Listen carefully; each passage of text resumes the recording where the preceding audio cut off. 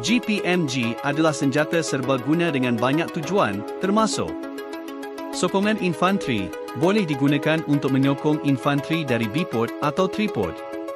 Perlindungan kenderaan, boleh dipasang pada kenderaan, helikopter, dan bot untuk melindungi anak kapal. Anti pesawat, boleh digunakan dalam peranan anti pesawat. Tembakan berterusan, boleh digunakan dalam peranan tembakan berterusan, di mana pasukan 2 orang menembak dari tripod. Gpmg biasanya menggunakan peluru berantai, disejukkan dengan udara, dan merupakan senapan mesin sederhana. Ia biasanya terlalu berat dan berkuasa untuk ditembak dengan baik semasa bergerak atau berjalan kaki. Gpmg dikenali kerana ketahanannya dan boleh menahan keadaan yang ekstrim dan sering digunakan dalam operasi perang di padang pasir dan Arktik.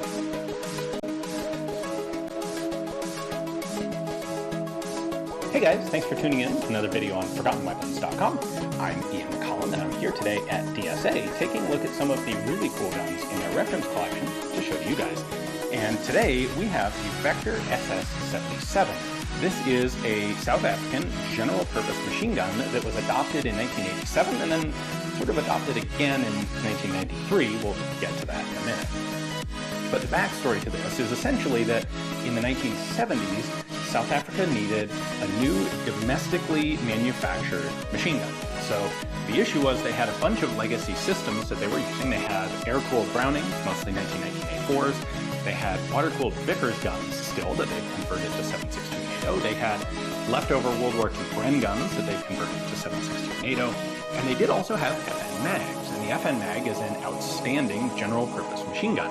However, the FN mags were starting to get a bit old. They were in need of repair and new parts and servicing. And South Africa at this point was under international embargo. And so the South Africans weren't able to work with FN. So they have these FN mags, but they recognize that the guns are going to kind of fall out of service as parts wear out for them. And so they needed to develop something domestically. And so in 1977, a design is begun by 2 guys named Boer Smith and Laszlo Seregi. And by the way, Smith and Seregi are the SS in SS77, along with the date of the concept, essentially. So they finish off their concept, their initial design in 1978, and they turn it over to LEW, Littleton Engineering Works in South Africa. LEW makes a couple of prototypes, and they start the testing process with the South African Defense Forces. Now, the testing and development would take a number of years. They went through some significant trials in the early 1980s, but found a bunch of problems. Went back, fixed the problems, did some more testing, kind of a back and forth process, culminating with a 70,000 round endurance trial, and ultimately South African military adoption in 1987. To go into production, and before we talk about what happened, because they had a little bit of a rough adoption process after this point, the gun itself mechanically is a fantastically cool design. Smith and Seregi looked at all of the other machine gun designs that were out there, and they picked a really good selection of best features off a variety of different guns. So the most unusual thing that they chose was to copy the action from the Soviet Goryanov, the SG-43, which has a not quite unique but very unusual side tilting bolt that allowed them to have a very short receiver travel. They took essentially recoil spring system from the AR-18. They took a gas regulator from the PKM, although they ended up getting rid of that, which again we'll talk about in a moment. And then they took a number of elements from the FN mag. The top cover is essentially just a copy of the FN mag, as is the barrel change mechanism. Put that together with some polymer furniture, a good side folding stock, essentially a strengthened version of the bipod from the South African Galil rifles, and presto, you have your domestic manufacturer new Gpmg. Let's take a closer look at how all of those different design elements work together. All right, a couple basic vital statistics. Before we begin, this is full auto only. There is no semi-auto selector for it. Gun weight overall is just over 10 kilos. It's about 22.3 pounds. So this is a full-size, real steel, you might say, Gpmg. Really kind of on par with the FN mag. A little bit lighter than the mag, but not hugely so. Rate of fire is between 700 and 900 rounds per minute. You actually have a bunch of options for feeding, which makes sense because the South Africans had a bunch of systems in place. So you can run this on M13 links, you can run it on German DM1 belts, or you can actually run it on the South African converted Vickers 7.62 links. So that's pretty cool. You can have a belt hanging out the side of the gun, or they made this 100-round, what was called a pear sack. I'm sure it never had any other sort of more colorful name in the field, but unzip the bottom, you can put a 100-round belt in that, and then this thing locks in place on this little peg on the side of the receiver. Slide that in there, close that down on top of it, close the top cover down, and there you go. You've got a 100-round feed straight out of the bag into the gun under that dust cover. Now, originally, the South Africans planned to replace all of the Brownings that they had in service as vehicle guns with SS-77s, and so the design included trunnion mounting points to match the Browning setup. They didn't end up actually doing that, by the way. They kept a lot of the Brownings in service, realizing they were, in fact, really good guns, and the extra weight of a belt-fed Browning is really not that big a deal on the vehicle. But to go along with those, they did actually also develop a spade grip attachment for the SS-77 and designed the pistol grip such that, the firing mechanism, such that a spade grip could just bolt on. So if we go to the back of the gun here, this button allows me to just slide the buttstock off. The springs are contained within the receiver, so then I can just slide the spade grip assembly up. This acts as our safety.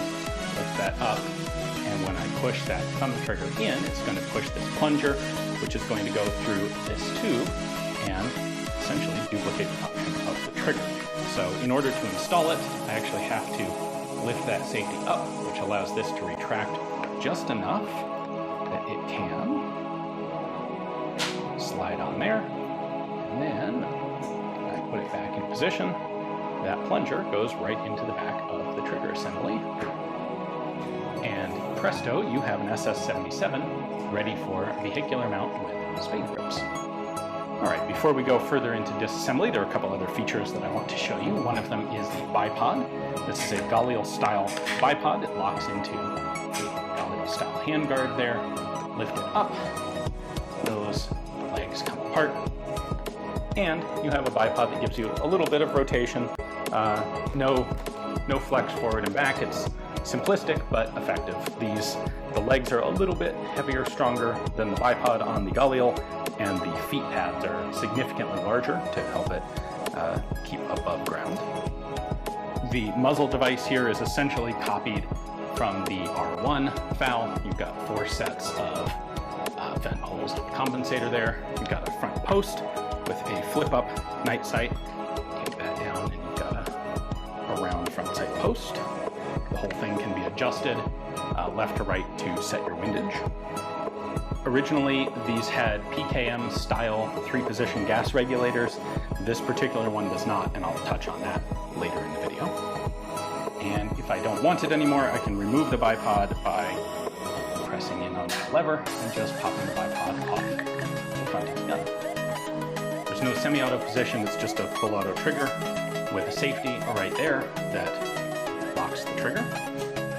The rear sight is very much FN mag-like. You can see we have a rear aperture sight there, adjustable up to 800 meters.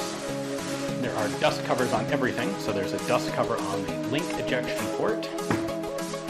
There is a dust cover on the shell casing ejection port.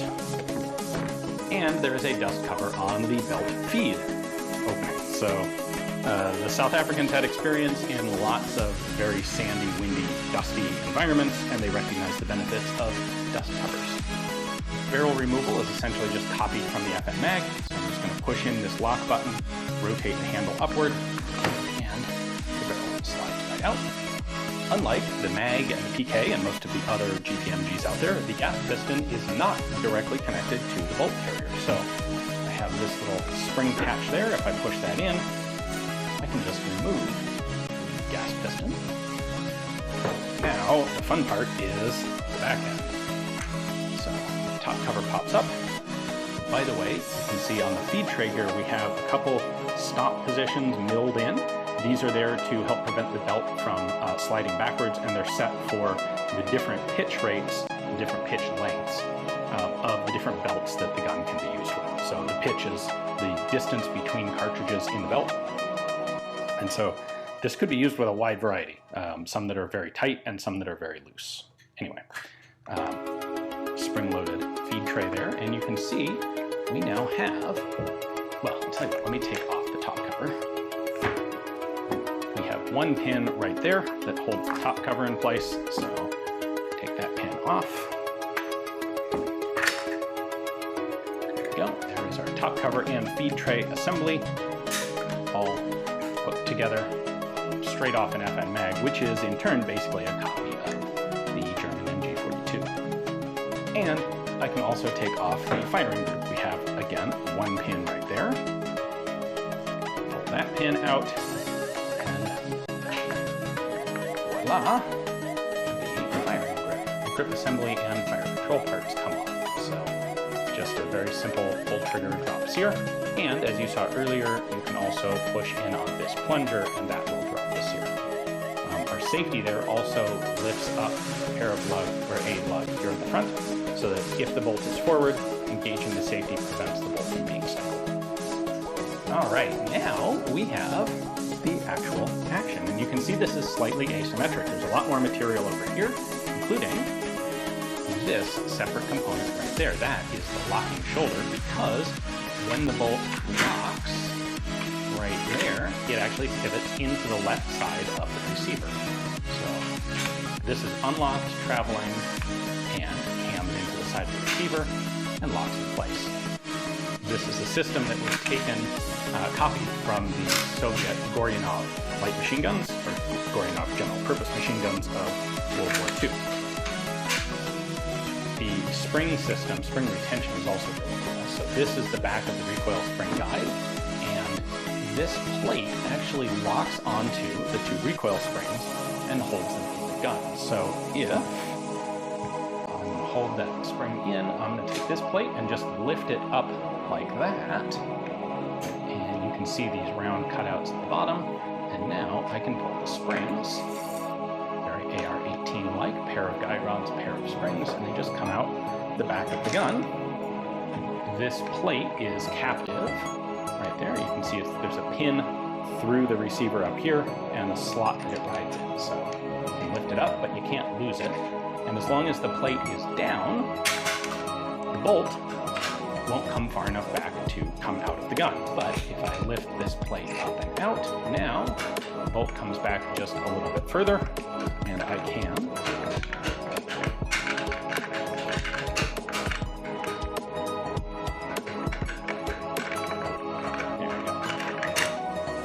it out just like that. So I can lift the bolt off the bolt carrier. You can see we have this sort of ovoid cam, and that is what is going to push the bolt out to one side when it comes back. Unlocked, locked. We have a firing pin inside the bolt body itself, and it's held in place by that pin. So it's got a return spring on it, but essentially what's going to happen is as soon as the bolt closes, the back of the firing pin slams against this cam lug, and you can see the circle there where it's worn, and that fires the gun. So it fires from an open bolt. As soon as the bolt fully closes and locks, right there, you can see how it's spring-loaded, that is the gun firing. So as soon as the bolt carrier starts to move backwards, there's nothing in contact with the firing pin spring, and that, or the firing pin, and that keeps it safe, keeps it from firing out battery. Notice we have these diagonal slots here. Those are essentially sand cuts. You'll see them on foul receivers. They basically just give space for dirt and debris and fouling to accumulate without actually putting a lot more friction into the system. So that's clever. Here's our roller cam pin to interact with the feed system. Notice that it is spring-loaded, so you can close the top cover whether the bolt is forward or rear. And then lastly, we have a buffer spring in the back here. definitely not going to take that apart. That is a tight enough buffer spring that I can't even move it by just with my thumb. But that absorbs the last residual energy when the bolt cycles all the way back. This has a really remarkably short receiver length. It's really cool to have a short receiver with the springs all self-contained. You can get a full-length stock. It's a very, very clever, cool design. And there you go. There is one Vector SS77, all the way field stripped. Now I mentioned that the guns were adopted in 1987. That's true. They went into production, they started getting into military service, and they fairly quickly started recognizing problems. By 1991, there were so many problems with the gun that it was actually pulled out of service. And from 91 to 93, Vector would essentially redesign a few parts and refit all of the guns that had been produced. And the biggest bugbear for these guys with the SS77 is the gas piston.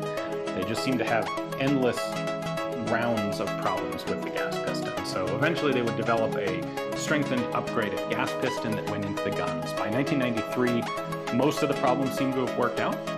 Other problems they had included the springs in some of the dust cover plates, pins coming loose, extractors breaking, and of course the big one was the gas pistons breaking.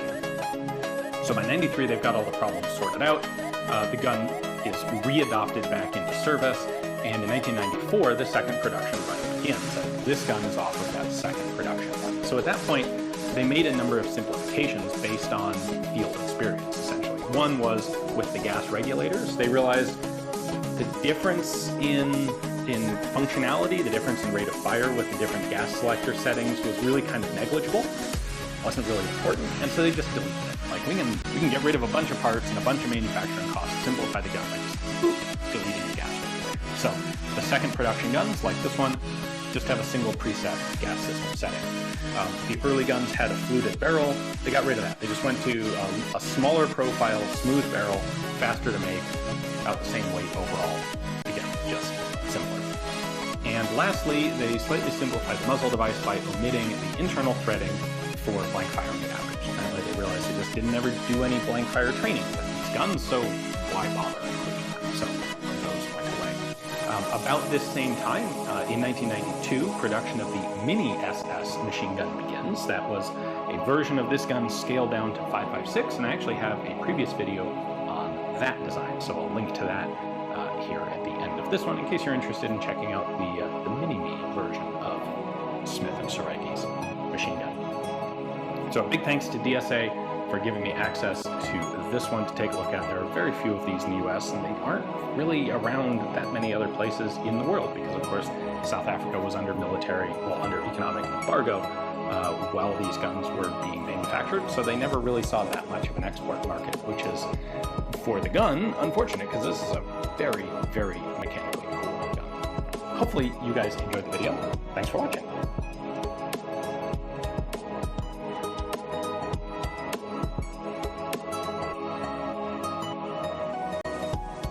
Sekian, terima kasih.